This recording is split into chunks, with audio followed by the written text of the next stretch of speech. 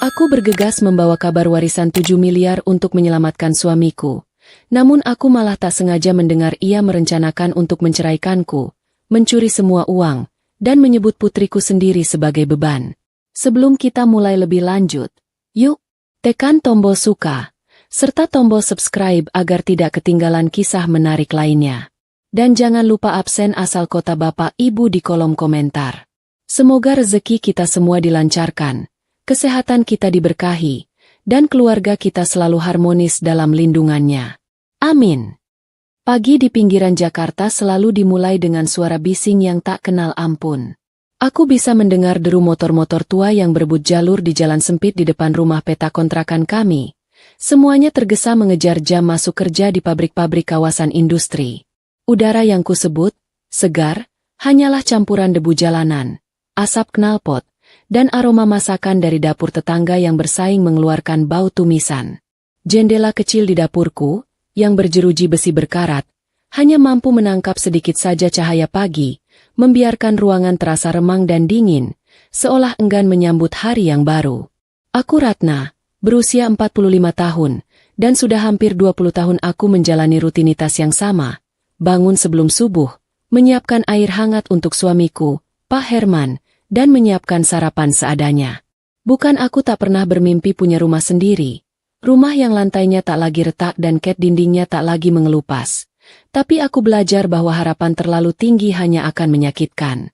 Jadi, aku pasrah dan memilih menikmati setiap tegukan kopi pahit yang kuanggap sebagai kemewahan kecil sebelum dunia menuntutku kembali. Suamiku, Pak Herman, sedang sibuk di kamar mandi. Suara gemericik airnya selalu terdengar keras, mencoba mengalahkan suara motor di luar. Herman, 48 tahun, adalah mandor di salah satu pabrik garmen. Ia pria yang baik, setidaknya, itulah yang selalu kuyakini. Kami menikah karena cinta yang sederhana, berjanji akan melalui susah senang bersama. Namun, 20 tahun berlalu, dan janji itu terasa seperti beban yang berat. Seringan kasur busa yang kami tiduri setiap malam. Kami masih senang, tentu saja, tetapi kebahagiaan kami sering tercekik oleh tagihan listrik, biaya sekolah Dinda, dan terutama, utang. Aku sudah menyiapkan baju kerja Herman di atas kursi, kemeja biru muda yang sedikit pudar di bagian kerah dan celana bahan yang sudah berkali-kali kusegel dengan tangan. Utang ini sudah menjadi hantu di rumah kami selama 2 tahun terakhir. Semuanya berawal dari Herman yang mencoba-coba investasi bodong bersama rekannya, Pak Dion. Katanya, ini akan melipat gandakan tabungan kami. Nyatanya, ia justru kehilangan uang tabungan kami dan kini terperangkap dalam jeratan utang yang bunganya terus mencekik.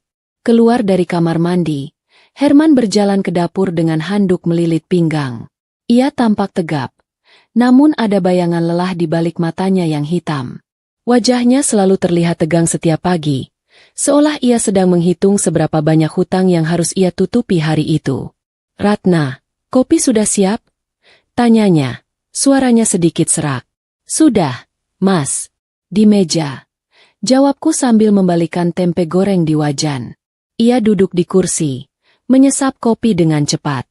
Aku memperhatikan tangannya yang kasar, urat-uratnya menonjol, tanda kerja keras. Herman selalu meyakinkanku bahwa ia sedang berjuang untuk kami. Pokoknya, Mas akan cari jalan keluar, Ratna. Mas nggak mau kita begini terus. Apalagi Dinda, dia harus sekolah yang benar. Nggak boleh Mas biarkan dia lihat orang tuanya berantem cuma gara-gara uang. Herman pernah bilang begitu. Dan aku selalu memegang kalimat itu sebagai satu-satunya jangkar kami. Sambil menatap tempe, aku teringat sesuatu yang sedikit lucu. Minggu lalu, Herman membeli sepatu kerja baru. Sepatu kulit mengkilap. Aku sempat memujinya. Wah, keren, Mas. Kayak manajer beneran. Lalu ia menjawab dengan bangga. Iya, dong. Penampilan itu penting, Ratna. Biar klien dan bos lihat kita niat kerja. 2 hari kemudian, sepatu itu sudah lecet parah. Usut punya usut. Ia beli sepatu itu dengan mencicil dari loper kredit. Dan uang mukanya saja sudah membuat kami harus makan nasi dan kerupuk 3 hari berturut-turut. Itulah Herman. Ambisi besar, perhitungan kecil, dan selalu ingin terlihat lebih dari kenyataannya. Aku hanya bisa tersenyum masa mengingat kekonyolan itu. Aku tahu ia sedang berjuang, tapi caranya seringkali salah arah. Aku berangkat, Ratna, kata Herman, sudah rapi dengan kemeja birunya. Ia mengecup keningku sekilas. Ciuman itu terasa dingin, tergesa, seolah pikirannya sudah dipenuhi tumpukan kertas utang. Hati-hati, Mas. Jangan lupa bawa bekalnya, kataku. Iya, nanti bekalnya kuambil di jalan saja. Aku harus cepat. Ada urusan penting dengan Pak Dion. Pak Dion. Nama itu selalu membuatku merinding. Pak Dion adalah rekan Herman yang pertama kali memperkenalkan Herman pada investasi itu. Wajahnya selalu terlihat ramah, namun matanya tajam dan penuh perhitungan. Setiap kali Herman bertemu Pak Dion, sepulangnya ia akan terlihat lebih tegang dan lebih banyak merokok. Herman bahkan pernah berbisik, kalau Pak Dion sekarang yang banyak membantu menutupi utangnya. Entah membantu atau justru menjerat lebih dalam. Aku tak tahu. Setelah Herman pergi, rumah terasa sepi. Aku duduk sebentar, menyesap kopi yang sudah dingin, membiarkan kelelahan meresap ke dalam tulangku. Aku sudah menerima nasib kami. Aku ikhlas hidup sederhana, asalkan Dinda bisa sekolah dan kami tetap berkumpul. Keinginanku yang paling besar hanyalah agar Herman berhenti berurusan dengan Pak Dion dan fokus pada pekerjaannya saja. Aku menghela napas panjang, lalu bergegas ke kamar Dinda. Dinda, putriku yang berusia 12 tahun, sudah siap dengan seragam SMP-nya. Ia anak yang cerdas dan penurut. Melihat wajahnya yang polos dan penuh semangat selalu menjadi pengobat lukaku. Bu, kenapa ibu selalu bangun pagi sekali? Tanyanya sambil mengunyah roti tawar yang kuberikan. Ibu kan mau melayani ayahmu. Lagi pula, kalau nggak pagi-pagi, nanti ayahmu nggak kebagian jalan di depan. Jawabku sambil tertawa kecil. Ayahmu itu kan suka sekali balapan sama motor-motor pabrik. Dinda ikut tertawa. Ia tak tahu betapa berat beban yang dipikul Herman, dan aku bersyukur ia tak tahu. Biarlah aku saja yang tahu, aku yang menanggungnya. Aku hanya ingin ia fokus pada pelajaran dan mimpinya. Tepat pukul 6:30, aku mengantar Dinda sampai gang depan. Aku mencium pipinya dan memeluknya erat. Pulang sekolah langsung pulang. Ya, nak. Siap, Bu. Katanya sambil berlari riang ke arah pangkalan ojek langganannya. Aku kembali ke rumah, berniat untuk mencuci piring sisa sarapan dan mengepel lantai. Saat tanganku sedang berendam dalam busa sabun, ponselku, yang layarnya sudah retak di sudut kiri, berdering. Nomornya asing, nomor telepon kantor dari luar kota. Jarang sekali ada yang meneleponku selain Herman atau warung langganan. Awalnya aku ragu mengangkatnya. Jangan-jangan ini penagih utang yang salah sambung? Atau promosi kartu kredit? Pikirku. Sedikit panik. Utang Herman memang membuatku sedikit paranoid. Setelah beberapa kali dering, dengan tangan basah berbusa, aku memutuskan untuk mengangkatnya. Halo, selamat pagi. Dengan Ibu Ratna. Suara di seberang terdengar berat, profesional, dan sangat formal. Bukan suara loper kredit, bukan juga suara penagih utang. Iya, aku sendiri. Ini dengan siapa, ya? Jawabku sedikit gugup. Selamat pagi, Ibu Ratna. Aku Bapak Wijaya, pengacara dari firma hukum Jayang Rekan. Aku menghubungi Ibu terkait dengan almarhum paman Ibu, Bapak Wijoyo Atmojo. Paman Wijoyo? Aku ingat Paman Wijoyo. Ia adalah adik jauh almarhum ibuku yang merantau ke Kalimantan dan jarang sekali pulang. Aku hanya bertemu dengannya sekali, puluhan tahun lalu, di pesta pernikahan bibiku. Aku tahu ia cukup berada, tapi kami hampir tidak punya hubungan sama sekali. Paman Wijoyo? Ada apa dengan Paman, Pak? Tanyaku. Aku turut berduka. Ibu Ratna. Beliau meninggal dunia 2 bulan lalu. Aku adalah pelaksana wasiat resmi yang ditunjuk beliau. Setelah melalui proses administrasi yang rumit, kami menemukan bahwa Bapak Wijoyo Atmojo meninggalkan aset investasi jangka panjang atas nama Ibu, sebagai ahli waris tunggal. Tanganku yang memegang ponsel tiba-tiba terasa dingin. Aset investasi? Warisan? Aku bersandar di meja dapur. Maaf, Bapak, aku rasa ada kesalahan.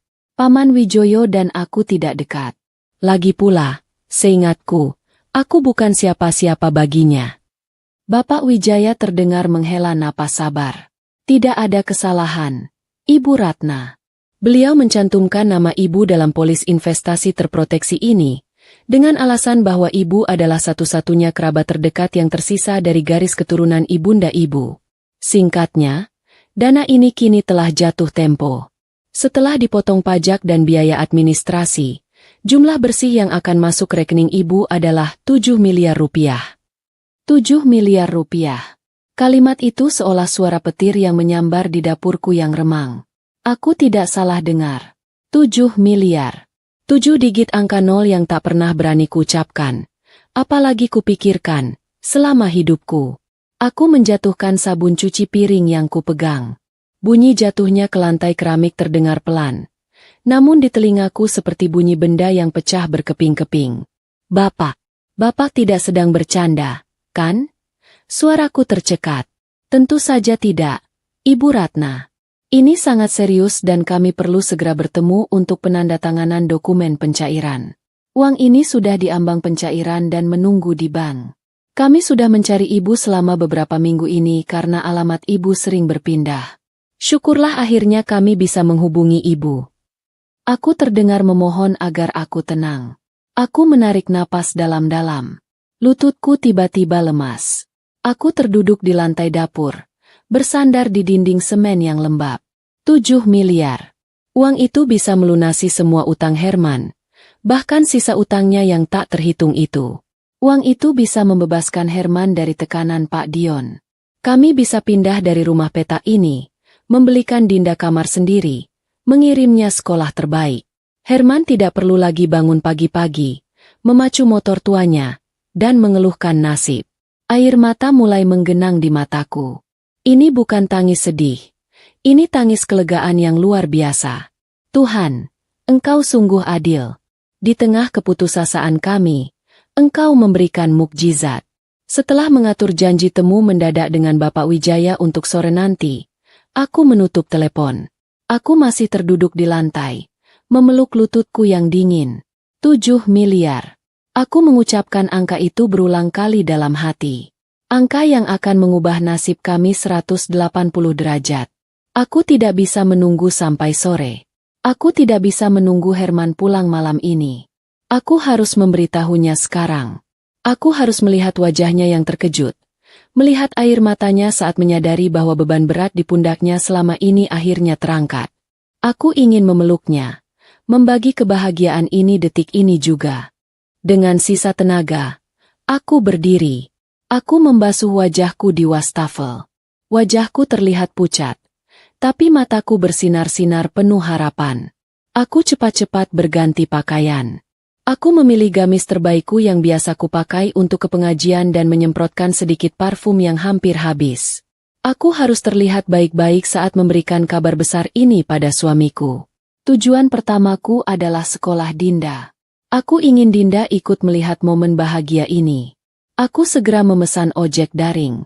Sambil menunggu, jantungku berdebar tak karuan. Aku membayangkan Herman akan memelukku erat, berteriak gembira. Ia mungkin akan memegang tanganku dan berkata, "Terima kasih, Ratna. Kamu memang hadiah terbaik dari Tuhan." Ya, itu pasti yang akan ia katakan. Aku akan menyelamatkan Herman dari utangnya. Aku akan menyelamatkan rumah tangga kami dari bayang-bayang Pak Dion. Di atas ojek yang melaju membelah kemacetan pinggiran kota, aku memejamkan mata.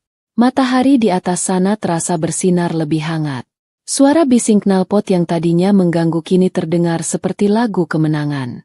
Inilah hari terakhir kami hidup dalam kesulitan. Setelah ini, kami akan terbang. Aku tidak sabar untuk melihat wajah Herman. Kejutan ini pasti akan menjadi kejutan terbesar dalam hidupnya. Aku tiba di sekolah Dinda. Setelah menjemputnya dan berbohong sedikit bahwa ada urusan keluarga mendadak, aku memesan ojek lain menuju pabrik tempat Herman bekerja. Dinda di belakangku. Tampak bingung namun ceria. Kita mau kemana, Bu? Kok buru-buru? Tanyanya. Kita mau kasih kejutan super spesial buat ayah. Nak, kejutan yang akan membuat kita jadi keluarga paling bahagia di dunia. Bisikku sambil mencium puncak kepalanya. Aku tiba di depan pabrik. Gedungnya tinggi, pintunya terbuat dari kaca besar, tampak asing dan formal. Aku jarang sekali datang ke sini. Aku membayar ojek dan menggandeng tangan Dinda. Aku harus menemukan ruangan Herman. Aku bertanya kepada petugas keamanan dan diarahkan ke bagian administrasi. Kami berjalan menyusuri koridor yang panjang. Langkah kakiku di lantai keramik yang mengkilap terasa sedikit canggung. Aku melihat beberapa karyawan berseragam berlalu lalang, menatap kami sekilas dengan pandangan yang tak bisa kubaca. Setelah bertanya lagi, aku menemukan area kantor Herman. Jantungku berdebar semakin cepat. Ia ada di kantornya, kata seorang staf yang kutanyai. Ruangannya berada di ujung lorong, dekat tangga darurat. Aku berjalan perlahan, menenangkan Dinda yang mulai rewel. Saat mendekat, aku melihat ruangan Herman. Pintunya terbuat dari kayu solid dengan sedikit panel kaca buram. Dan yang paling penting, pintunya sedikit terbuka. Hanya celah kecil, tapi cukup untuk membuat suara dari dalam bocor keluar. Aku tersenyum. Sempurna. Aku bisa langsung masuk dan berteriak. Mas, aku bawa kabar baik. Namun, saat aku mencapai jarak beberapa langkah, aku mendengar suara tawa dari dalam. Itu suara Herman. Tawa yang renyah dan dalam. Tawa yang dulu selalu kurindukan. Tapi, ada nada kemenangan yang dingin di sana. Nada yang asing. Dan di sana juga ada suara lain yang berat, yang sangat ku kenal. Suara Pak Dion. Aku berhenti melangkah. Aku menempelkan telingaku sedikit lebih dekat, menyuruh Dinda diam dengan isyarat jari di bibir. Aku ingin mendengar apa yang mereka bicarakan sebelum aku masuk. Dan dari balik pintu yang sedikit terbuka itu, aku mendengar kejutan yang jauh lebih besar dari yang kurencanakan. Kejutan yang bukan untuk Herman, tapi untukku. Benar, Pak Dion. Dia kan wanita lugu dan bodoh. Tepat seperti yang sudah kukatakan. Rencananya berjalan mulus. Pengacara itu akhirnya menelepon Ratna pagi ini, persis seperti yang kita duga. Suara Herman terdengar jelas, penuh kemenangan. Wajahku memucat. Rencana? Pengacara? Dia sudah tahu? Aku terpaku di tempat. Semua darah seolah tersedot dari wajahku. Aku menahan napas. Aku harus mendengar kelanjutannya. Aku harus tahu apa maksud semua ini. Duniaku berhenti berputar saat suara Herman terdengar lagi. Kali ini penuh tawa licik yang belum pernah kudengar seumur hidup. Jantungku terasa seperti bongkahan es yang tiba-tiba remuk di dalam dada. Aku sudah bersandar di dinding koridor. Lututku gemetar hebat. Namun aku tak berani menarik diri. Aku harus mendengar segalanya. Aku harus tahu seberapa dalam lubang yang akan kuinjak. Tentu saja aku akan ambil alih semuanya. Pak Dion, kata Herman. Nadanya berubah dingin dan kejam. Suara yang kukenal sebagai suara suami, kini terasa asing dan menakutkan. Aku sudah menunggu saat ini bertahun-tahun. Sejak aku tahu tentang kemungkinan warisan itu dari jaringanku di sana. Dan sekarang, 7 miliar itu sudah di depan mata. Pak Dion menyahut dengan suara rendah, terdengar seperti mendesis. Pintar kamu, Herman. Menikahi wanita lugu seperti Ratna adalah langkah brilian. Dia pasti sedang menangis bahagia sekarang, mengira kita akan hidup enak. Tawa mereka berdua pecah. Tawa yang menusuk telingaku lebih tajam daripada pecahan kaca. Aku menutup mulutku dengan tangan, berusaha meredam erangan yang nyaris lolos. Air mata tak keluar. Seolah tubuhku membeku, menolak mengeluarkan emosi. Aku akan memindahkannya secepat mungkin ke rekening kita di luar, setelah dia tanda tangan surat kuasa penuh. Lanjut Herman, suaranya kembali datar. Dan setelah itu, Ratna? Tentu saja aku akan menceraikannya. Aku tidak butuh dia lagi. Semua sandiwara sudah selesai. Kalimat itu adalah pukulan telak. Aku menutup mata. Bayangan Herman yang mencium keningku pagi tadi melintas. dan ciuman itu kini terasa seperti ludah. Herman merencanakan ini. Pernikahan kami, kesulitan kami, kelelahan kami, semuanya adalah kebohongan. Aku hanyalah pion dalam permainan keserakahannya. Lalu, giliran kalimat yang membunuhku sebagai seorang ibu. Dan anak itu? Tanya Pak Dion, sedikit ragu. Herman menjawabnya dengan nada sinis, seolah Dinda adalah barang rongsokan. Dinda? Biar saja dia ikut Ratna. Dia hanya beban dan alat untuk membuat Ratna tetap terikat padaku selama ini. Aku tidak pernah menginginkannya. Biar saja mereka kembali jadi gembel di jalanan. Duniaku benar-benar meledak dalam keheningan lorong pabrik itu. Pria yang kucintai, ayah dari Dinda, tega menyebut putrinya sendiri sebagai beban dan alat. Pria yang kupikir akan kuajak berbagi surga, ternyata sedang merancang neraka untukku dan anakku. Rasa sakit yang mendera begitu hebat, lebih besar dari rasa kehilangan harta atau martabat. Itu adalah rasa sakit pengkhianatan dari orang yang paling kupercaya. Dinda, yang masih kugandeng tangannya, merasakan tubuhku gemetar. Ia menatapku dengan mata bingung. Aku memberi isyarat agar ia tetap diam, memeluknya erat-erat, seolah pelukan itu adalah satu-satunya pelindung kami dari suara-suara iblis di balik pintu itu. Aku tidak tahu berapa lama aku berdiri di sana, membatu. Yang ku tahu hanyalah aku tidak boleh pingsan. Aku tidak boleh lemah. Aku tidak boleh tertangkap. Jika mereka tahu aku mendengar ini, aku dan Dinda mungkin tidak akan pernah sempat melihat matahari terbit lagi. Dengan sisa-sisa kekuatan yang kumiliki, aku mundur perlahan. 1 langkah, 2 langkah.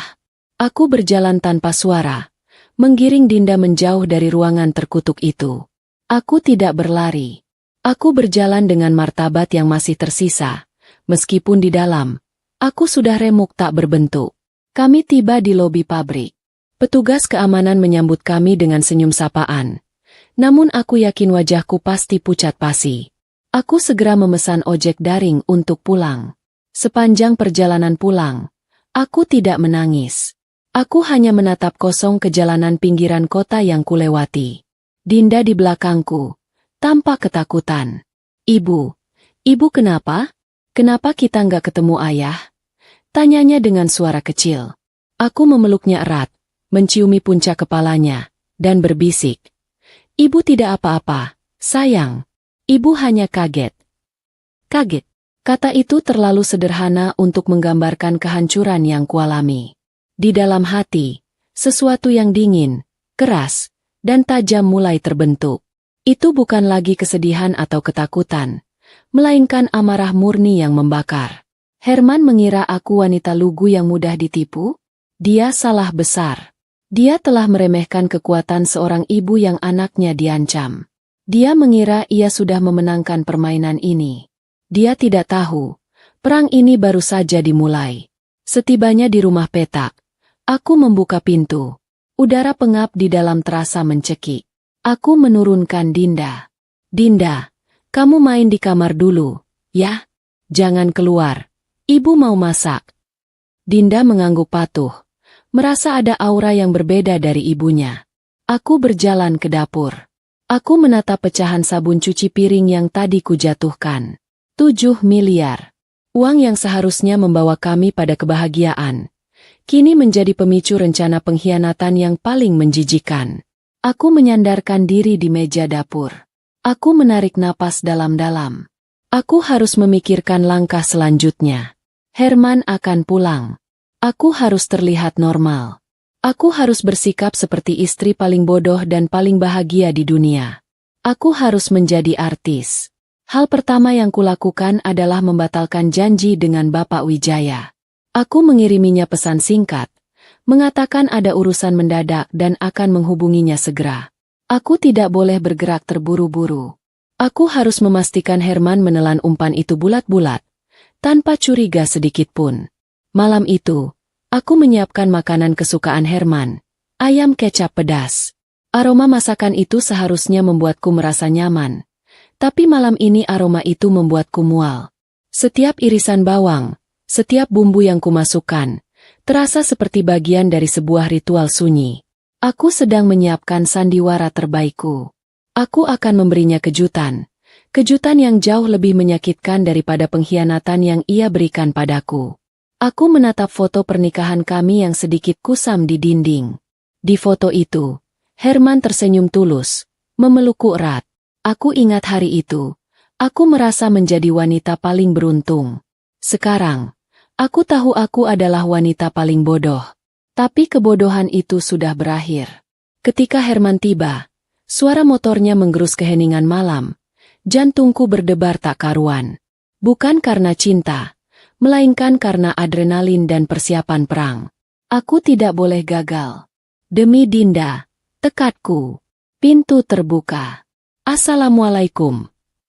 Suara Herman terdengar ceria. Suara seorang pria yang merasa baru saja memenangkan lotre besar. Aku tersenyum. Senyum paling manis, paling palsu, yang bisa kuberikan. Waalaikumsalam, Mas. Kok sudah pulang? Ayo, aku sudah siapkan ayam kecap kesukaanmu. Aku berjalan ke arahnya, mengambil tas kerjanya, berakting seolah tidak ada yang terjadi. Herman mencium keningku. Ciuman yang terasa seperti sentuhan ular dingin. Mas, tadi aku dapat telepon, kataku, memulai babak pertamaku sebagai artis. Aku membiarkan suaraku sedikit bergetar, seolah terharu. Herman langsung terlihat waspada, matanya berkilat, berusaha menyembunyikan keserakahan yang tak tertahankan. Telepon apa, Ratna? Tanyanya. Nadanya dibuat penasaran, padahal ia sudah tahu semuanya. Tadi pagi pengacara Paman Wijoyo telepon. Mas. Aku menarik napas panjang, berpura-pura terharu. Mas, kita dapat warisan 7 miliar. Herman mematung sejenak. Lalu ia tertawa terbahak-bahak dan langsung memelukku erat, memutar tubuhku. Sandiwara yang sempurna. Aku hanya membalas pelukannya, menahan rasa jijik yang luar biasa. Aku tahu, sejak detik ini, hidup kami adalah panggung. Dan aku harus menjadi pemeran utama yang sempurna. Aku harus membuktikan padanya bahwa ia sedang berhadapan dengan wanita yang sama sekali tidak lugu. Ya Allah, Ratna, ini keajaiban. Rezeki kita, sayang, rezeki Dinda, teriaknya. Ia tidak tahu, aku sudah siap menariknya dari panggung itu, kapan saja aku mau. Pelukan Herman terasa seperti lilitan ular dingin, bukan cinta. Aku membalas pelukannya dengan kekuatan penuh, menahan rasa jijik yang luar biasa, berakting seolah aku adalah wanita paling bahagia yang baru saja diselamatkan oleh suaminya. Setelah pelukan itu usai, Herman berubah total. Ia yang tadinya lelah dan dingin, kini menjadi suami yang paling romantis dan perhatian. Senyumnya tidak pernah luntur. Aku tahu senyum itu palsu. Sama palsunya dengan segala perhatian yang kini ia curahkan padaku. Ia membawakan aku martabak manis kesukaanku. Ia memijat kakiku sambil bercerita tentang rumah besar yang akan kami beli, lengkap dengan kolam renang untuk Dinda. Herman melukis surga di depanku. Namun aku tahu pasti ia sedang membawaku ke neraka. Tekanan mulai terasa keesokan harinya. Tepat setelah Herman memastikan aku baik-baik saja dan tidak mencurigai apapun.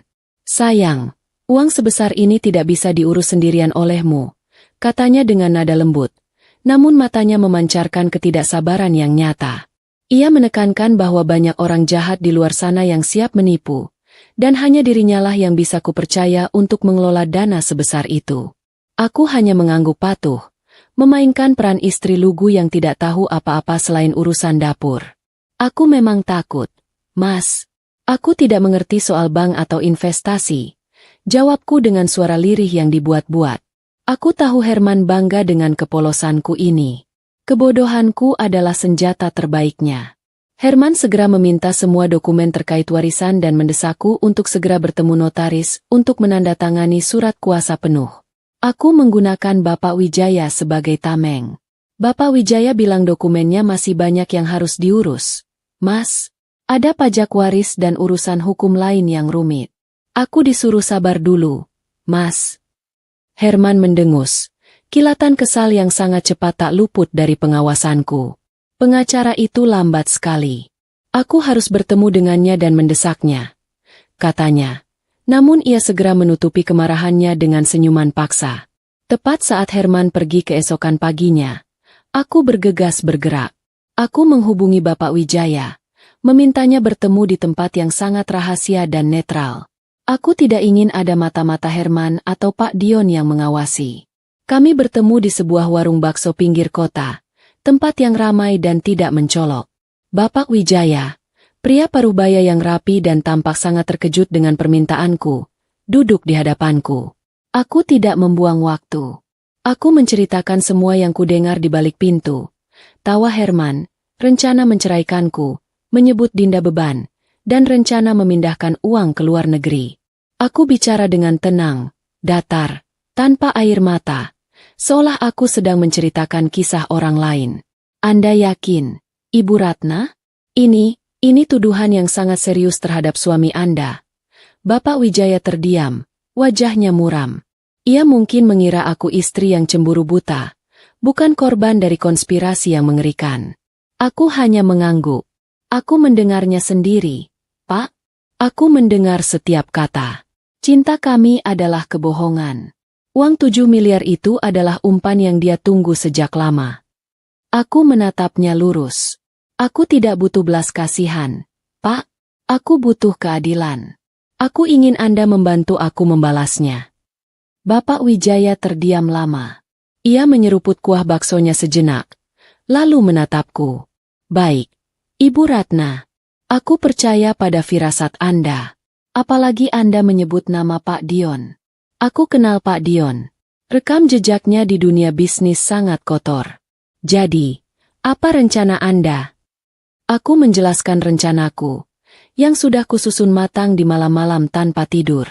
Aku butuh bukti nyata bahwa uang warisan ini akan digunakan untuk kejahatan, bukan untuk investasi keluarga. Aku tidak ingin Pak Herman hanya dituduh berselingkuh atau ingin cerai. Aku ingin dia dihukum karena tindak pidana. Kita akan menjebaknya, Pak, kataku. Aku akan memberinya umpan. Aku tersenyum sedikit. Teringat bagaimana Herman memuji martabak yang kubeli. Martabak semalam rasanya memang enak sekali. Tetapi Herman makan tanpa menyadari bahwa gigitan pertama itu sama manisnya dengan racun yang sedang kusiapkan untuknya. Aku harus menjaga pikiran tetap ringan agar aku tidak gila. Kita akan mencairkan sebagian kecil dana sekarang. Pak, aku akan katakan pada Herman itu uang untuk biaya operasional dan utang mendesak yang ia khawatirkan. Aku akan memberinya 1 miliar rupiah, kataku. Bapak Wijaya terkejut. 1 miliar? Itu jumlah yang sangat besar. Ibu, jika dia melarikan diri. Dia tidak akan melarikan diri, Pak. Bukan dengan 1 miliar. Dia mengincar 7 miliar. Uang itu akan dia gunakan untuk menutupi jejak kejahatan lama dan utang kepada Pak Dion. Disitulah kita akan menangkapnya. Kita harus menyewa auditor forensik dan penyidik swasta untuk memantau setiap transfer yang keluar dari rekening Herman selama 24 jam penuh. Bapak Wijaya terdiam lagi. Kali ini ia menatapku dengan kagum. Ia melihat bukan lagi wanita lugu yang ia temui di warung bakso, melainkan seorang ahli strategi yang tenang dan mematikan. Baik, Ibu Ratna. Aku akan mengurus timnya. Dalam 2 hari, kita siapkan pencairan dana 1 miliar ke rekening utama Anda. Kemudian, Anda transfer ke rekening Herman. Kita akan mulai perang ini. Setelah pertemuan dengan Bapak Wijaya, aku segera menindaklanjuti rencana untuk Dinda. Aku tidak ingin Dinda terlibat, dan yang terpenting, aku ingin dia aman. Aku menghubungi adik perempuanku di luar kota dengan dalih liburan sekolah dipercepat. Herman tidak protes sama sekali. Ia sibuk dengan panggilan telepon rahasianya bersama Pak Dion, membahas rencana besar yang kupastikan adalah tentang uangku. Mas, aku sudah bicara sama Bapak Wijaya. Kataku pada Herman saat kami makan malam. Aku berakting gugup. Aku nggak enak sama kamu. Mas, kamu capek-capek mikirin kita. Tapi uangnya lambat cair. Herman mendongak. Matanya penuh harap. Jadi, gimana, sayang? Kapan bisa cair? Bapak Wijaya bilang, kalau untuk seluruhnya harus menunggu proses pajak waris yang rumit. Tapi, dia bilang, Aku bisa mencairkan sebagian kecil sekarang untuk biaya operasional mendesak. Aku menatapnya lurus, menahan napas. Bapak Wijaya bilang, untuk awal, bisa cair 1 miliar rupiah. Herman tersedak air minumnya.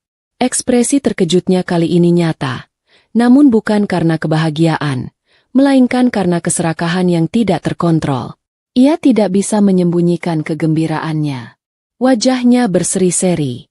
1 miliar. Ya Tuhan, Ratna. Tentu saja. Itu sangat membantu. Aku bisa pakai uang itu dulu untuk modal awal yang kumaksud. Kamu memang istri yang cerdas. Ia segera memelukku. Aku hanya mengangguk, membalas pelukannya dengan senyum. Transfer saja ke rekening gajimu yang biasa, Mas. Aku percaya penuh sama kamu. Kamu yang lebih tahu cara mengelolanya. Aku memberikan semua kepercayaan itu, seolah aku sedang memberikan tali yang cukup panjang agar ia bisa menggantung dirinya sendiri. Herman tidak bisa tidur malam itu. Aku bisa mendengarnya bolak-balik di kamar, sesekali berbicara pelan di telepon, pasti dengan Pak Dion.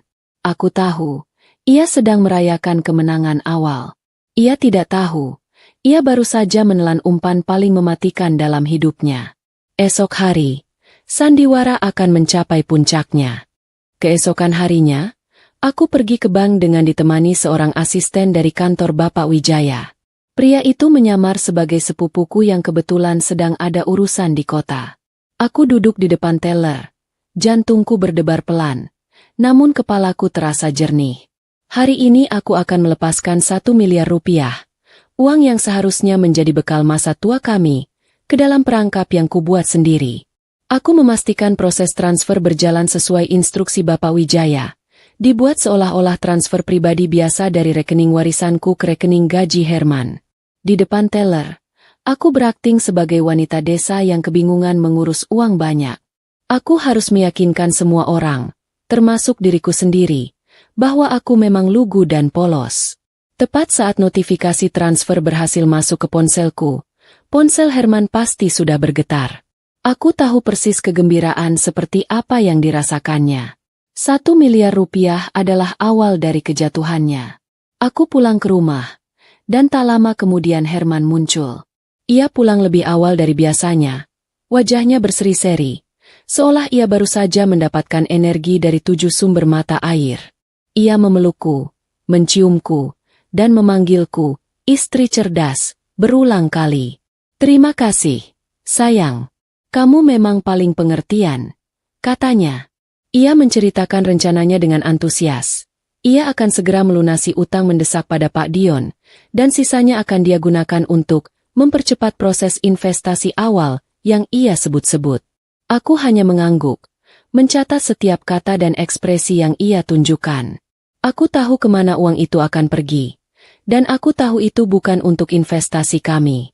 Perubahan pada Herman terlihat drastis dalam 2 hari berikutnya, bukan hanya dalam perilaku, tetapi juga dalam aura yang ia pancarkan.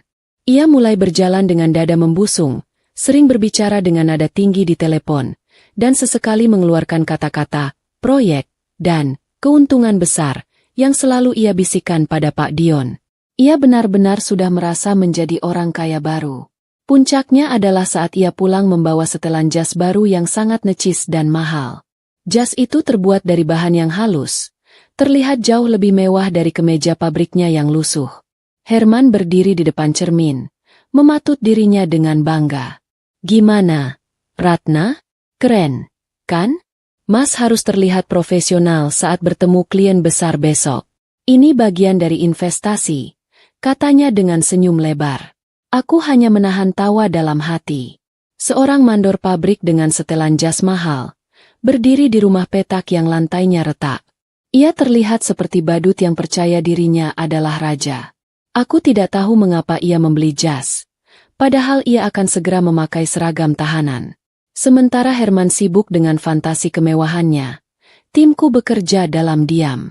Aku berkomunikasi dengan Bapak Wijaya melalui ponsel baru yang kusembunyikan di balik tumpukan kain di lemari. Aku menantikan laporan auditor dan penyidik dengan gelisah. Tepat pada hari ketiga setelah transfer, sebuah dokumen masuk ke email rahasiaku. Laporan itu tebal, namun kesimpulannya sangat jelas dan mematikan. Aku membaca laporan itu di kamar, sambil menunggu Dinda kembali dari sekolah. Aku tidak lagi gemetar. Yang kurasakan hanyalah rasa dingin yang menusuk. Laporan itu menyatakan bahwa uang 1 miliar yang kucairkan tidak bertahan lama di rekening Herman. Dalam waktu kurang dari 12 jam, uang itu dipecah menjadi beberapa bagian dan mengalir ke berbagai arah. Auditor forensik menunjukkan dengan jelas, sebagian besar dana itu, hampir 800 juta rupiah, ditransfer ke rekening-rekening perusahaan pemasok fiktif yang terkait dengan Pak Dion. Uang itu digunakan untuk menutupi lubang besar pada proyek perusahaan tempat Herman bekerja, dan ironisnya, sebagian kecil dialirkan untuk membayar utang pribadi Pak Dion. Bukti ini sempurna. Herman bukan hanya penipu rumah tangga, dia adalah fasilitator pencucian uang dalam konspirasi korporat. Aku menutup laptopku. Rasa jijik dan amarah yang kurasakan saat mendengar percakapan di balik pintu kini berubah menjadi kepastian yang dingin. Tidak ada lagi keraguan. Tidak ada lagi cinta yang tersisa. Herman dan Pak Dion adalah kriminal. Mereka menggunakan warisanku untuk menutupi kejahatan mereka. Aku menyadari, aku tidak lagi berhadapan dengan masalah rumah tangga biasa. Aku sudah menjadi saksi kunci dalam kasus kejahatan ekonomi besar. Keberanianku meningkat 1000 kali lipat. Aku bukan hanya Ratna, istri yang dikhianati. Aku adalah satu-satunya orang yang memegang bukti otentik untuk menjatuhkan mereka. Sore itu, saat Herman pulang dengan jas barunya dan berbicara tentang impian jet pribadi, aku mendengarkannya dengan senyum tenang. Aku tahu sandiwara ini akan segera berakhir. Aku tidak perlu lagi berakting takut atau bodoh. Aku hanya perlu berakting sabar. Aku menghubungi Bapak Wijaya. Pak, bukti sudah lengkap. Sekarang, kita tunggu mereka datang. Aku yakin, mereka akan segera meminta aku untuk tanda tangan surat kuasa penuh atas sisa 6 miliar. Bapak Wijaya terdengar lega. Bagus, Ibu Ratna. Ikan serakah itu sudah menelan kailnya. Sekarang, mari kita siapkan panggung terakhir. Kita akan buat mereka yang memberi Anda tanggal dan tempat kehancuran mereka sendiri. Malam itu, saat Herman tidur nyenyak di sampingku, mendengkur puas setelah menghabiskan uang haram, aku terjaga. Aku menatap langit-langit yang remang. Aku tidak memikirkan setelan jas barunya atau janji palsunya. Aku hanya memikirkan wajah Dinda yang polos. Aku akan melakukan ini untuknya. Dan dengan ketenangan yang baru kutemukan, aku tahu aku akan menang. Permainan ini sudah hampir selesai, dan aku adalah satu-satunya yang memegang kendali penuh. Ketenangan Herman setelah menelan 1 miliar rupiah terasa lebih mencekik daripada kekesalannya sebelumnya. Ia kini berjalan mondar-mandir di rumah peta kami seolah-olah ruangan kecil itu adalah kantor pusatnya.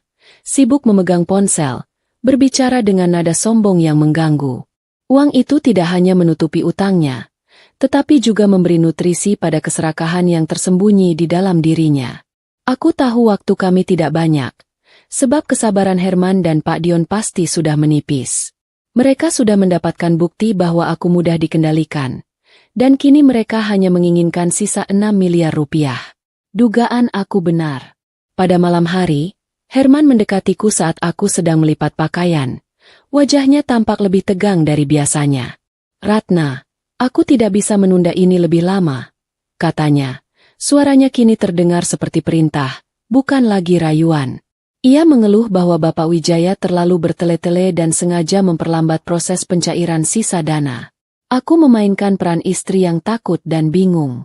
Tapi, Mas, Bapak Wijaya kan pengacara keluarga kita. Pengacara keluarga apa? Potongnya sinis. Dia itu pengacara tua yang kaku.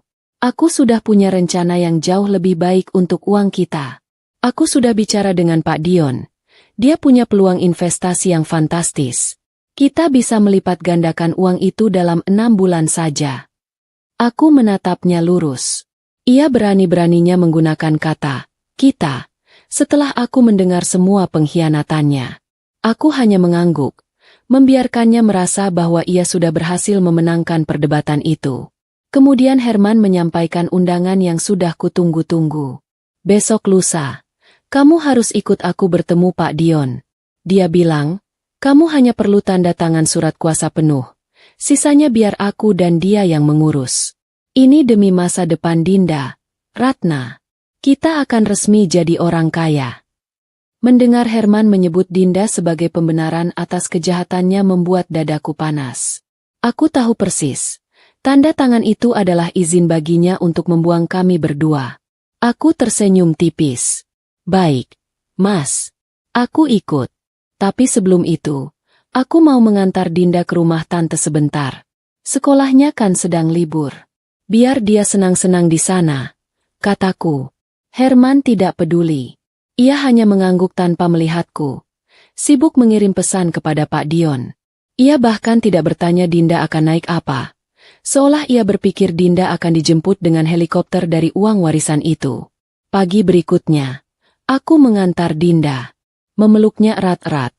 Aku merasa hatiku dicengkeram kesedihan. Ini adalah perpisahan yang sangat penting.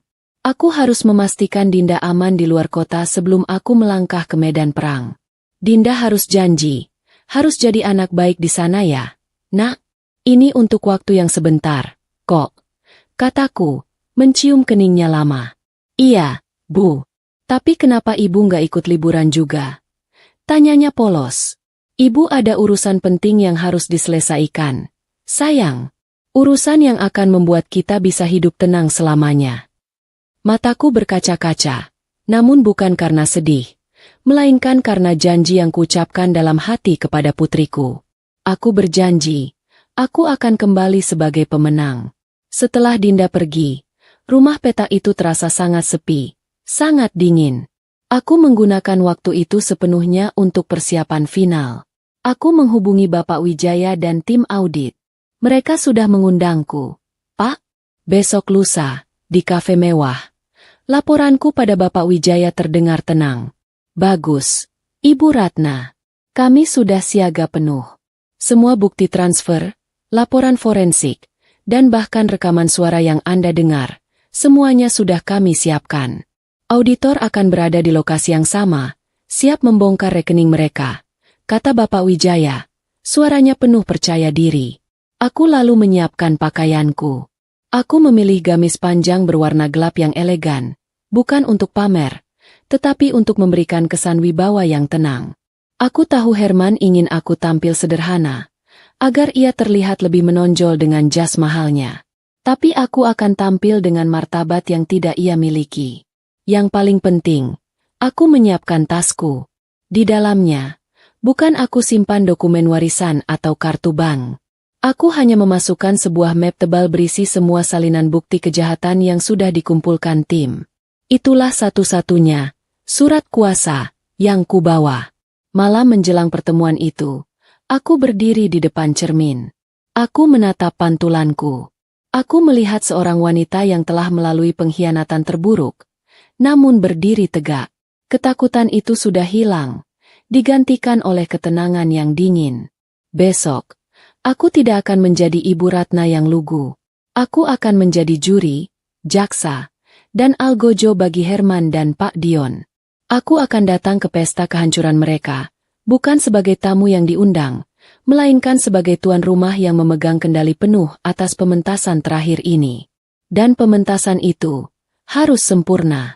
Pagi itu, Pak Herman tampak luar biasa rapi dengan setelan jas mahalnya. Ia terlihat seperti pengantin pria di hari pernikahan. Hanya saja, kali ini ia menikahi 7 miliar rupiah. Aura kesombongan menyelimutinya, membuat rumah peta kami terasa semakin sempit. Ia sibuk mondar-mandir, mengecek jam tangan barunya, dan sesekali menyisir rambutnya di depan cermin yang sedikit retak. Ratna, kamu sudah siap? Tanyanya. Suaranya dipenuhi ketidaksabaran. Ia menatapku dari atas ke bawah, seolah menilai barang bawaan yang ia anggap terlalu sederhana. Ingat ya, di sana kamu tidak perlu bicara banyak. Biar aku dan Pak Dion yang mengurus detailnya. Kamu hanya perlu senyum, angguk, dan tanda tangan. Mengerti? Aku hanya mengangguk pelan, memainkan peran sebagai wanita penurut yang lugu. Aku mengenakan gamis gelapku dan membawa tas tangan yang berisi map bukti. Aku adalah bom waktu yang hanya menunggu pinnya dicabut. Melihat Herman yang sangat percaya diri itu, aku merasa kasihan sekaligus jijik. Ia begitu yakin bahwa ia sudah memenangkan permainan ini, padahal ia sedang berjalan menuju tali gantungan yang ia siapkan sendiri. Kami memesan taksi daring, bukan ojek lagi. Di dalam taksi, Herman terus berbicara tentang mimpi-mimpi kami yang baru, mobil mewah, liburan ke Eropa, dan bagaimana ia akan tertawa saat melihat tetangga-tetangga kami terkejut. Ia bahkan sempat mengomel karena sopir taksi terlalu lambat. Padahal ia lupa bahwa ia sendiri baru kemarin bisa naik taksi tanpa harus menghitung uang kembalian. Perjalanan itu terasa sangat panjang. Aku hanya mendengarkan ocehannya, sesekali bergumam setuju. Aku menggunakan waktu itu untuk membangun tembok emosi di sekelilingku. Aku harus kebal terhadap rayuan dan ancamannya. Aku harus mengingat suara tawa dinginnya di balik pintu. Taksi berhenti di depan sebuah hotel mewah di pusat kota. Gedungnya menjulang tinggi. Seluruhnya terbuat dari kaca yang memantulkan langit cerah. Inilah dunia yang diimpikan Herman. Kami masuk ke lobi yang megah. Lantai marmernya mengkilap, dan aroma wewangian mahal menyambut kami. Aku berjalan dengan langkah mantap, tidak terintimidasi oleh kemewahan di sekelilingku. Kami menuju kafe di lantai dasar, yang terlihat seperti ruang tunggu para konglomerat. Pak Dion sudah duduk di salah satu meja pojok, tampak necis dengan setelan jas abu-abu, jauh lebih berwibawa daripada Herman. Di atas meja di hadapannya, tergeletak setumpuk dokumen dan pena emas. Jantungku berdebar, bukan karena takut, tapi karena adrenalin. Herman, Ratna, silakan duduk, silakan duduk. Sambut Pak Dion dengan senyum lebar dan ramah yang sangat palsu. Ia memeluk Herman sekilas dan menyalamiku dengan hangat, seolah aku adalah adik perempuannya yang berharga. Kami duduk. Aku melihat tumpukan dokumen itu. Di bagian atas, tertulis jelas, surat kuasa penuh. Pak Dion segera memulai basa-basi, berbicara tentang betapa cerdasnya Herman, dan betapa beruntungnya aku memiliki suami yang visioner. Mereka berbicara dalam bahasa bisnis yang rumit, penuh istilah-istilah yang sengaja dibuat agar aku merasa bodoh. Herman menyimak dengan bangga, sesekali menatapku seolah berkata, "Lihat, betapa hebatnya suamimu ini." "Jadi, Ratna," kata Pak Dion, akhirnya beralih kepadaku. Matanya menyipit penuh perhitungan. "Kami sudah tidak sabar untuk mulai mewujudkan mimpi kalian berdua. Aku dan Herman akan segera memutar sisa dana 6 miliar itu, dan aku jamin, dalam setahun, kalian akan memiliki aset yang jauh lebih besar dari 7 miliar itu." Herman menyenggolku pelan. "Ayo, sayang, tanda tangan saja. Biar cepat selesai. Setelah ini, kita akan makan siang mewah untuk merayakan status baru kita." Aku tersenyum. Senyumku kali ini tidak dibuat-buat, namun penuh makna yang tak terbaca. Tangan Herman sudah mendorong pena emas itu ke arahku. Aku mengambilnya. Aku melihat ujung pena yang mengkilap, seolah pena itu adalah penentu takdirku. Aku menatap Herman. Aku menatap Pak Dion. Aku melihat keserakahan yang tidak tersembunyi di mata mereka, dan kebodohan yang membutakan mereka dari bahaya yang mengintai. Mereka yakin aku akan tanda tangan. Mereka yakin aku sudah sepenuhnya takluk dalam genggaman mereka. Dengan gerakan yang sangat tenang, aku meletakkan kembali pena emas itu di atas meja. "Maaf, Mas," kataku pelan. Suaraku terdengar tenang dan datar. Aku melihat senyum Herman membeku. "Aku tidak bisa tanda tangan surat kuasa penuh ini." Ruangan itu mendadak hening. Pementasan sudah dimulai. Keheningan di kafe mewah itu terasa begitu memekakan, hanya dipecahkan oleh suara dentingan gelas dari meja lain. Aku melihat wajah Herman dan Pak Dion. Senyum mereka perlahan hilang, digantikan oleh kerutan bingung. Herman menjilat bibirnya, jelas terkejut. "Kenapa, sayang? Jangan bercanda," kata Herman, berusaha tertawa, namun suaranya terdengar cemas. Ia mengira ini adalah bagian dari drama kebodohanku. "Aku tidak bercanda, Mas," jawabku. Suaraku kini dingin dan sangat datar. Aku tidak bisa tanda tangan surat kuasa ini karena aku tahu persis untuk apa kalian akan menggunakan sisa 6 miliar ini. Kini giliran Pak Dion yang angkat bicara. Nadanya berubah tajam, mencoba mengintimidasi. Maksudmu apa, Ratna? Jangan membuat masalah yang tidak perlu. Kami hanya ingin membantu suamimu mengembangkan uangmu. Aku menatap Pak Dion, lalu beralih ke Herman. Mengembangkan uangku? Tanyaku. Aku menarik napas dalam-dalam. Inilah saatnya topengku jatuh. Aku tahu semuanya. Mas, aku tahu kamu sudah tahu tentang warisan ini sebelum aku. Aku tahu kamu menikahi aku hanya untuk mengincar uang ini. Wajah Herman berubah total. Warna kulitnya menghilang, dan ia menatapku seolah melihat hantu. Ia mencoba menyela. Ratna, apa yang kamu? Diam. Mas, pementasanmu sudah selesai. Potongku. Aku berbicara dengan nada yang belum pernah kudengar dari diriku sendiri. Tegas, tak tergoyahkan. Aku tahu kamu dan Pak Dion sudah merencanakan ini sejak lama. Aku tahu kamu akan menceraikanku, dan uang itu akan kalian bawa kabur ke luar negeri. Aku tahu semua itu, Mas, karena aku sudah mendengar percakapan kalian. Aku melihat Herman tersentak mundur. Matanya membelalak. Ia tahu persis percakapan mana yang kumaksud. Ia tahu aku mendengar kata-kata kejamnya. Aku membiarkannya tenggelam dalam kepanikan sejenak. Lalu, aku meluncurkan serangan terakhir yang paling menyakitkan. Dan yang paling membuatku ingin muntah, Mas, adalah saat kamu menyebut Dinda. Kataku, suaraku sedikit bergetar karena amarah. Kamu bilang Dinda itu beban dan hanya alat untuk mengikatku. Apa kamu tega menyebut anakmu sendiri seperti itu, Mas? Herman ambruk kembali ke kursinya. Seluruh tubuhnya lemas. Ia tidak lagi mencoba berdebat atau mengancil. Ia hanya menatapku dengan kengerian. Pertahanan psikologisnya sudah hancur total. Pak Dion, meskipun terlihat terkejut, mencoba menjaga wibawanya. Ratna, ini masalah rumah tangga. Kami tidak ada urusan dengan. Ini bukan masalah rumah tangga, Pak Dion. Potongku, tatapanku beralih tajam padanya. Ini adalah kejahatan korporat. Aku meletakkan tanganku di tas. Lalu mengeluarkan map tebal itu. Bukan dokumen warisan yang kumaksud, melainkan map berisi laporan auditor. Aku membanting map itu di atas meja, tepat di samping surat kuasa penuh mereka.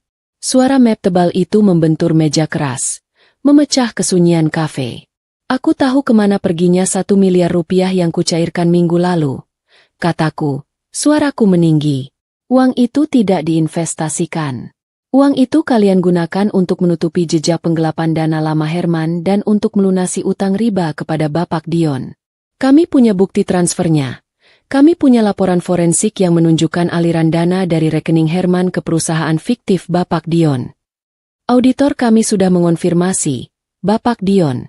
Lanjutku, tersenyum dingin. Uang warisan itu digunakan untuk pencucian uang.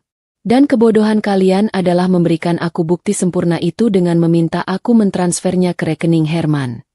Pak Dion akhirnya kehilangan ketenangannya. Ia mencondongkan tubuh ke depan. Matanya penuh kebencian. Kamu tidak bisa membuktikan apa-apa. Itu semua omong kosong.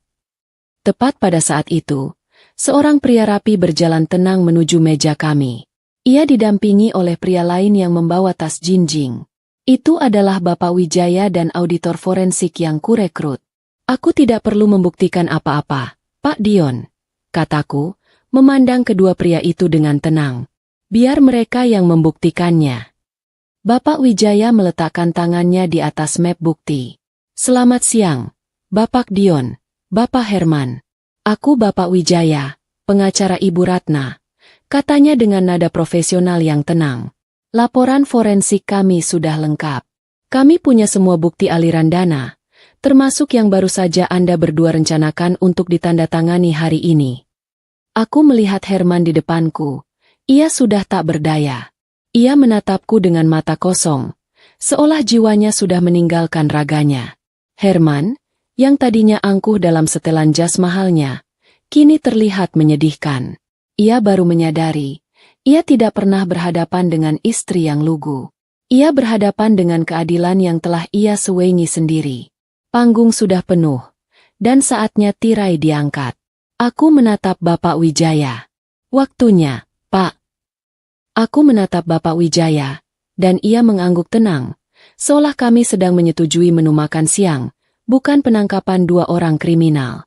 Setelah Bapak Wijaya dan auditor itu mengambil tempat, Pak Dion mencoba memulihkan kendali atas situasi yang sudah runtuh.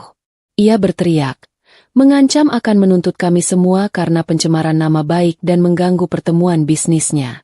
Wajah Herman masih pucat pasi. Ia hanya diam mematung, menatap map bukti di atas meja seolah benda itu adalah nisan bagi kehidupannya. Aku membiarkan Pak Dion berteriak, sebab teriakannya hanya berfungsi sebagai pengalih perhatian yang sia-sia. Auditor itu dengan tenang membuka laptop dan menunjukkan pada Bapak Wijaya semua bukti transfer. Alur uang 1 miliar yang digunakan untuk menambal utang dan mencuci dana gelap. Tiba-tiba, dari arah pintu masuk kafe, masuk dua orang pria berbadan tegap dengan pakaian sipil, diikuti seorang petugas polisi yang mengenakan seragam rapi. Mereka berjalan lurus menuju meja kami. Langkah kaki mereka terdengar berat dan tegas. Semua tamu kafe mendadak hening. Mata mereka tertuju pada adegan yang tak terduga ini. Aku melihat Pak Herman tersentak. Ia tahu ini bukan lagi sekadar urusan pengacara. Ini adalah urusan hukum pidana. Selamat siang, Bapak Dion dan Bapak Herman, kata salah satu pria berbadan tegap itu. Suaranya terdengar resmi dan dingin. Kami dari Unit Investigasi Kejahatan Ekonomi. Ada beberapa hal yang harus kami tanyakan terkait dugaan penggelapan dan pencucian uang. Pak Dion mencoba melawan.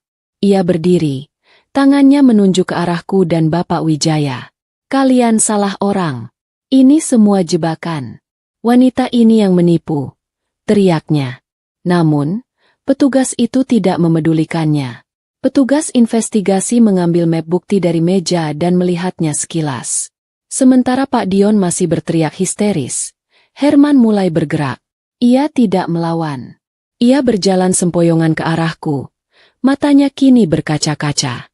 Ia berlutut di depanku, tepat di atas lantai marmer kafe yang mengkilap, mencengkeram ujung gamisku. Ratna, sayang, tolong, jangan lakukan ini, isaknya. Air matanya mulai mengalir membasahi pipinya.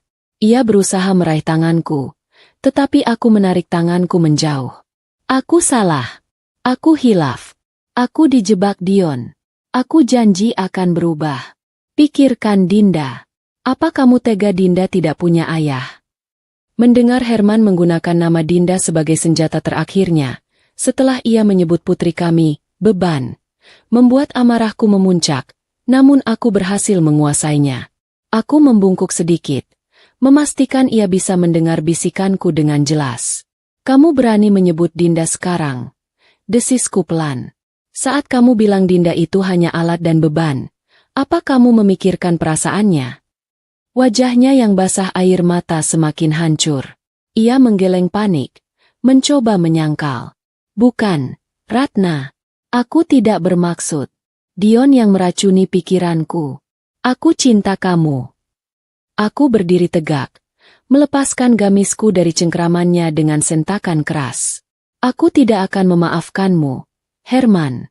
Dan kamu tahu kenapa? Aku menatapnya tanpa emosi. Kamu menangis sekarang bukan karena kamu menyesal telah mengkhianatiku. Kamu menangis karena kamu tertangkap. Kamu tidak menyesali perbuatanmu. Kamu hanya menyesali kegagalan rencanamu. Kalimatku mengakhiri segalanya. Aku berbalik ke arah petugas polisi. Bawa dia, kataku datar. Herman tidak melawan lagi. Ia berdiri dengan bahu terkulai, menatapku dengan tatapan kosong penuh kekalahan total. Petugas itu segera memborgol tangan Herman, diiringi Pak Dion yang masih meronta dan menyalahkan Herman atas kegagalan ini. Mereka menggiring Herman dan Pak Dion keluar dari kafe mewah itu. Aku melihat Herman, yang beberapa jam lalu berlagak seperti konglomerat dalam setelan jas barunya, kini berjalan dengan kepala tertunduk, tangannya terborgol. Setelan jas mahal itu terlihat begitu konyol saat dipakai untuk berjalan menuju kantor polisi. Aku berdiri, menyaksikan punggung Herman menghilang. Seketika, semua beban yang kutanggung selama berbulan-bulan, rasa sakit dan ketakutan itu, terangkat dari dadaku. Aku bukan lagi wanita lugu yang ia sebut bodoh. Aku adalah wanita yang telah mengambil kembali hidupnya dan keadilan untuk putrinya. Bapak Wijaya mendekat. Semuanya sudah selesai, Ibu Ratna, katanya lembut. Aku mengangguk. Aku menoleh ke belakang, ke meja tempat surat kuasa penuh itu masih tergeletak. Kini tertutup map bukti kejahatan mereka. Surat kuasa itu tidak akan pernah ditandatangani. Sekarang, mari kita urus perceraian, kataku. Suaraku kini kembali tenang, namun penuh tekad. Perang telah usai. Saatnya membangun kembali. Hari-hari setelah penangkapan Herman dan Pak Dion terasa seperti badai yang sunyi. Berita skandal penggelapan dana dan penipuan investasi itu meledak di media. Namun berkat kehati-hatian Bapak Wijaya, namaku dan Dinda tidak pernah terseret ke dalam pusaran berita itu. Aku sengaja menjauhkan diri, fokus pada langkah-langkah hukum untuk membersihkan sisa-sisa kehancuran yang ditinggalkan Herman. Aku segera mengajukan gugatan cerai. Herman, dari balik jeruji penjara, mencoba melawan. Ia menyewa pengacara murahan, berusaha mengklaim bahwa ia adalah korban jebakan dan menuntut pembagian harta gonogini dari warisanku. Aku hanya mengirim Bapak Wijaya ke pengadilan. Satu bukti rekaman percakapan di mobil dan laporan forensik sudah cukup. Pengadilan agama mengabulkan gugatan ceraiku secepat kilat. Aku mendapatkan hak asuh penuh atas Dinda, dan pengadilan mengeluarkan perintah pelarangan permanen. Herman dilarang mendekati atau menghubungiku dan Dinda lagi. Selamanya. Di saat yang bersamaan, sidang pidana berjalan paralel. Herman, yang terbukti bersalah atas penipuan, penggelapan, dan fasilitasi pencucian uang, divonis hukuman 15 tahun penjara. Aku tidak merasa puas, apalagi bahagia, mendengar vonis itu. Yang kurasakan hanyalah kelegaan. Keadilan telah ditegakkan, dan babak itu telah benar-benar kututup. Hal pertama yang kulakukan dengan ketenangan yang baru adalah meninggalkan rumah petak yang sempit itu. Setiap sudut rumah itu menyimpan kenangan palsu. Setiap retakan di lantai mengingatkanku pada kebohongan yang kuhidupi. Aku menjualnya, tanpa ragu, dan menggunakan sebagian kecil dari warisan 7 miliar itu untuk membeli sebuah rumah kecil yang nyaman dan aman di lingkungan yang tenang. Rumah yang sederhana, namun dindingnya bersih, lantainya kokoh, dan yang terpenting, tidak ada suara bising motor yang membawa pergi seorang suami yang penuh kebohongan setiap pagi. Lalu, tiba saatnya aku menjemput Dinda. Aku mengemasi semua barangnya yang tersisa dari rumah lama kami, dan segera meluncur ke rumah adikku. Saat Dinda melihatku, ia berlari dan memelukku erat. Aku bisa merasakan kehangatan dan ketenangan yang kurindukan selama berhari-hari tegang ini. Ibu, urusan mendadaknya sudah selesai. Tanyanya polos. Aku mencium keningnya. Sudah, sayang. Sudah selesai. Dan sekarang, kita tidak akan kembali ke rumah lama, ya. Kita akan pindah ke rumah baru. Aku tidak pernah bercerita pada Dinda tentang Herman yang dipenjara, atau tentang pengkhianatan keji yang ia lakukan. Aku hanya mengatakan bahwa ayahnya sedang melakukan perjalanan dinas yang sangat panjang dan tidak akan kembali untuk waktu yang sangat lama. Dinda terlalu muda untuk memikul beban pengkhianatan itu. Biarlah ia tumbuh dengan hati yang bersih dari racun masa lalu kami. Malam pertama di rumah baru kami terasa ajaib. Tidak ada suara keluh kesah Herman tentang utang. Tidak ada asap rokok yang mencekik. Tidak ada suara panggilan telepon rahasia dari Pak Dion. Hanya ada suara Dinda yang tertawa saat aku membacakan cerita sebelum tidur. Dan suara angin malam yang tenang. Aku duduk di sofa, memandang Dinda yang terlelap pulas. Aku menyadari, kemewahan sejati bukanlah setelan jas mahal Herman, atau mimpi kolam renang Pak Dion. Kemewahan sejati adalah ketenangan. Aku kini memiliki ketenangan hati dan keselamatan putriku. Dua hal yang tidak akan pernah bisa dibeli, apalagi dicuri, oleh Herman. Aku tahu aku harus mulai merencanakan masa depan kami. Sisa warisan 6 miliar itu terasa seperti tanggung jawab besar di pundakku. Aku bisa saja hidup mewah, membeli mobil, atau berfoya-foya. Tetapi aku tidak mau. Uang ini telah membawa kehancuran dan kejahatan. Aku harus mengubah narasi uang ini. Aku mengambil ponselku, menghubungi Bapak Wijaya. Aku tahu persis apa yang harus kulakukan dengan uang yang hampir menghancurkanku ini. Warisan itu tidak boleh berakhir sebagai kisah keserakahan. Aku akan menjadikannya kisah kebaikan. Uang 7 miliar yang tadinya kurasakan dingin dan kotor, kini harus kucuci dengan niat. Aku segera menghubungi Bapak Wijaya dan menjelaskan keputusanku. Aku tidak ingin sisa 6 miliar itu hanya menjadi aset pribadi yang kubelanjakan untuk diriku sendiri. Uang itu harus memiliki tujuan yang lebih besar. Tujuan yang berlawanan dengan keserakahan Herman. Aku ingin uang ini menjadi perisai bagi wanita-wanita lain yang bernasib sama denganku. Aku ingin membangun tempat di mana tidak ada lagi wanita yang harus melalui kehancuran sendirian. Bapak Wijaya sangat mendukung ide ini. Dalam beberapa bulan, dengan bantuan Bapak Wijaya, aku mendirikan Pusat Bimbingan Bunda. Pusat itu berdiri di lokasi yang strategis, sebuah bangunan yang kuubah menjadi pusat pelatihan keterampilan, bimbingan hukum gratis, dijalankan oleh tim Bapak Wijaya, dan dukungan psikologis bagi ibu-ibu yang menjadi korban penipuan atau pengkhianatan dalam rumah tangga. Aku mendedikasikan diriku sepenuhnya untuk yayasan ini. 2 tahun berlalu, dan pusat bimbingan Bunda sudah tumbuh pesat. Aku bukan lagi Ibu Ratna si ibu rumah tangga lugu di rumah petak. Aku adalah manajer, pengelola, dan pendengar bagi puluhan wanita yang datang mencari harapan. Aku belajar banyak, menemukan kekuatan yang bahkan tidak ku ketahui ku miliki. Aku berdiri di depan pusat bimbingan Bunda yang ramai. Anak-anak dari ibu-ibu yang kubantu tertawa riang di halaman.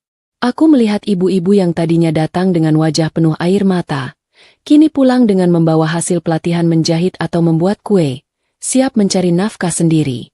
Aku telah mengubah uang yang dimaksudkan untuk kejahatan menjadi mesin pemberi harapan.